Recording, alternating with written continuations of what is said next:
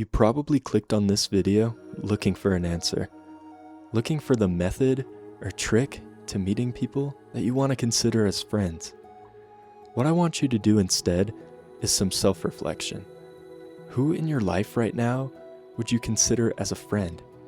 Is there any name that you can think of that you would feel like is a real friend? Or are they just an acquaintance you put on a pedestal because the idea of trying to meet someone to have deep, meaningful conversations with and real, fun experiences with was just too intimidating? I'll wager that most people lean towards having lots of acquaintances, but no real deep connections. All of us humans desire deep, meaningful connections with others, but with the rise of social media and new social standards, your personal social life has probably felt cold and intimidating. See, life was different not even 50 years ago. You've probably heard about third places. Places where you could go besides home, school, or work to meet people and form connections. They were great because it was a natural environment where people with similar interests could meet. While they mostly still exist today, our social media dominated lives have left us with little desire to even go to these places, since the convenience of socializing on our digital devices just makes more sense to our survival-based brains. That's the problem you're most likely facing.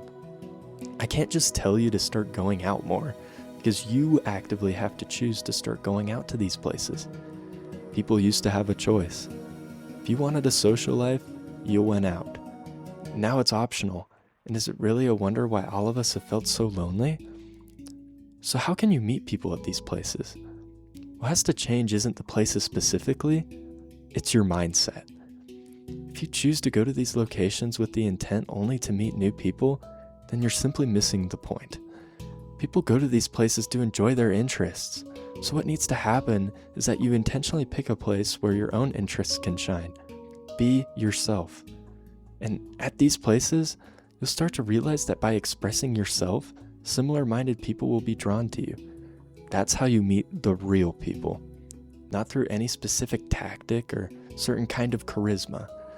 It's by showing the right people that you're approachable, friendly, and most importantly, safe. The best part is that most of the time, these new acquaintances will be more genuine and more real. Think about the people you meet at school or at work. While there's obviously exceptions, a lot of the people you meet there are just fake. It's because they want different things compared to you, and you're only interacting because you're forced to be there. When you meet someone on your own terms more naturally, all of a sudden real connection feels 10 times more achievable. The issue is that you've been giving yourself opportunities with the wrong groups. It's like clicking the randomize option and then being surprised when people aren't what you were expecting. You have to know what you want. Naturally put yourself in spaces with the people that want the same things. When you start to meet the right people, the difference is noticeable. Conversations flow smoother. Connections and sparks form quicker. Nothing feels forced. And that's the magic of real friends. Real people care. They want to know the details about your life, even the little things.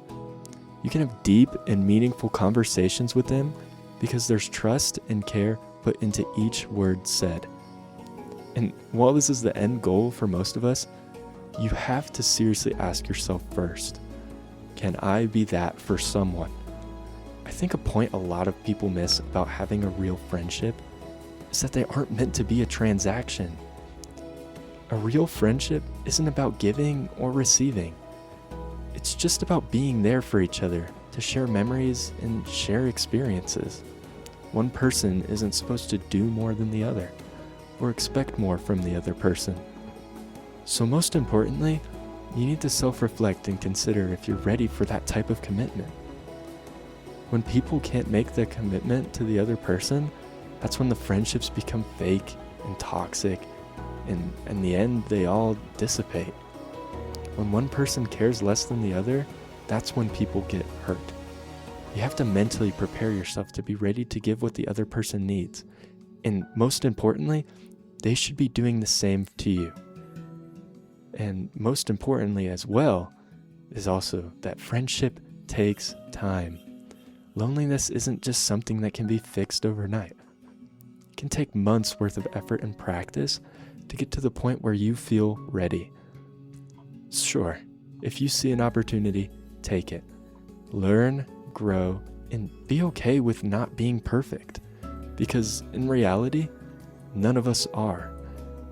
And real friends will come when you're ready, when you're taking the right steps to be working towards a true friendship.